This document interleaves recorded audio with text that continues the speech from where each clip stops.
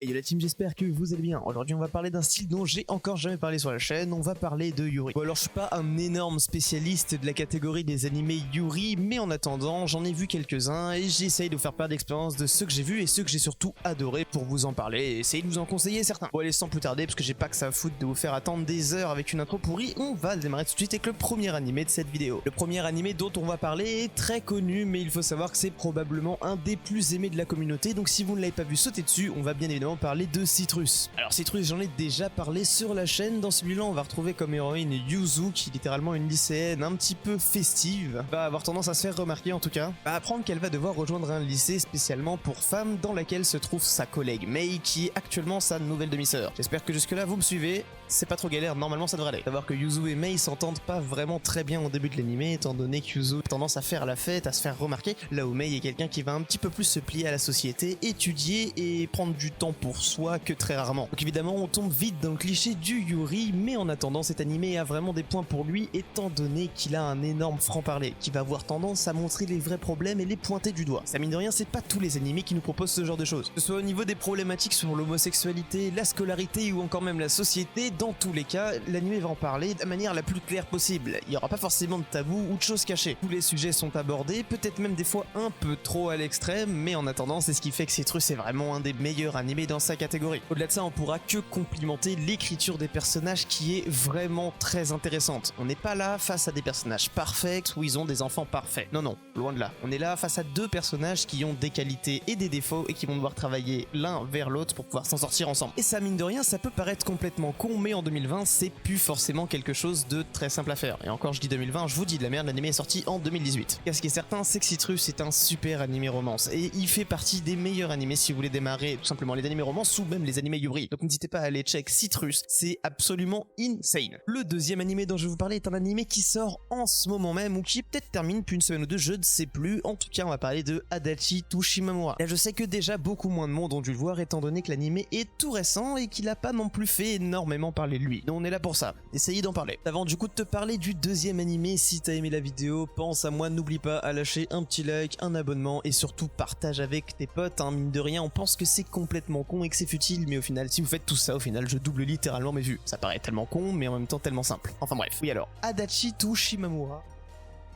en ce moment même, ou qui vient d'être terminé et qui est un Yuri un petit peu remanié à la sauce 2020. En tout cas, dans cet animé qui est narré par notre héroïne Adachi, celle qu'on suivra la plupart du temps, on va retrouver du coup Adachi et Shimamura. Et comme vous en doutez, c'est deux filles qui n'ont pas très dans les études.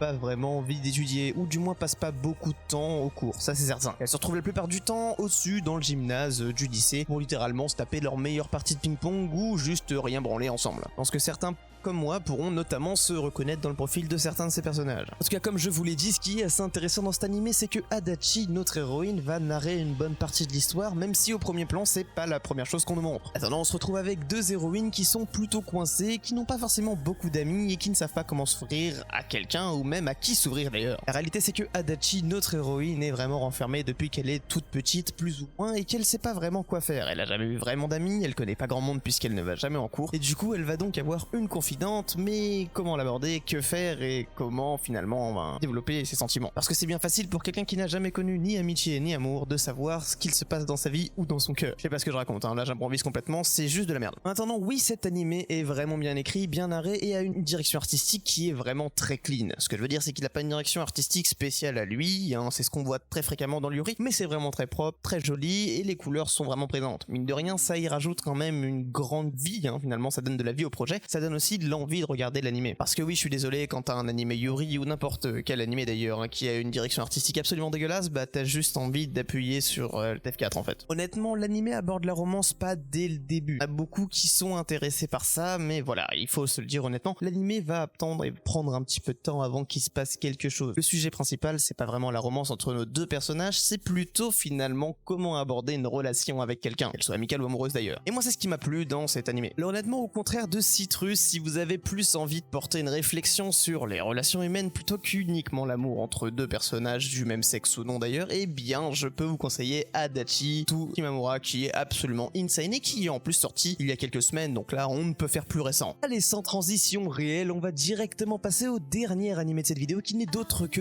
Yagate Kimi ni Nao. Alors là encore un animé dont les fans de shoujo vont me dire mon dieu, qu'est-ce que tu branles, tout le monde le connaît, c'est pas possible, je vais me plomber. Écoutez les gars, c'est comme ça, il en faut pour tout le monde. Car dans celui-là on va suivre notre héroïne Yu qui est littéralement la jeune fille un petit peu cliché qu'on a pu avoir, c'est-à-dire qu'elle lit des shoujo et qu'elle pense à la romance à venir qu'elle aura avec son futur mari. Alors c'est pas vraiment ce qui va se passer puisque un jour un homme plutôt joli qu'elle apprécie va lui déclarer sa flamme et finalement cette jeune fille ne va absolument rien ressentir. De fil en aiguille elle va se poser les bonnes questions ou non d'ailleurs, à vous de voir, et va donc entre guillemets être très déçue de se rendre compte que finalement l'amour c'est pas ce qu'elle pensait. On rencontrera Nanami qui est la présidente des élèves et qui littéralement impressionnera notre héroïne Yu de par sa maturité dans absolument tout ce qu'elle fait. Un jour, parce que je vais quand même pas vous doutez bien un jour que Nanami va déclarer sa flamme à Yu, et à ce moment-là, comment gérer ça pour une fille qui sait pas vraiment justement ce que c'est que ce genre de choses? Donc évidemment nos deux héroïnes vont travailler ensemble pour essayer de régler le problème initial de Yu, qui est comment faire pour répondre à un homme qu'on n'aime pas. C'est un petit peu bizarre, mais en tout cas on va vite passer à autre chose, faut vous en douter bien. Donc oui, cet animé est une grande référence dans sa catégorie, parce qu'il est beau, il est bien écrit, et les deux personnages principaux sont très attachants. Alors oui, si vous voulez voir un animé romance Yuri, cet animé est aussi un très bon choix, mais si vous ne l'avez pas vu, c'est que je suppose que vous démarrez dans ce style-là, donc allez-y, saute dessus, et allez voir les deux autres aussi. Enfin bref, j'espère que cette vidéo vous a plu, j'espère pas avoir été trop lent, je suis désolé, j'avais pas du tout prévu ça pour cette semaine, c'est pour ça qu'elle est assez courte et brève. J'avais prévu autre chose, mais avec les fêtes c'est compliqué, avec le Covid c'est la merde.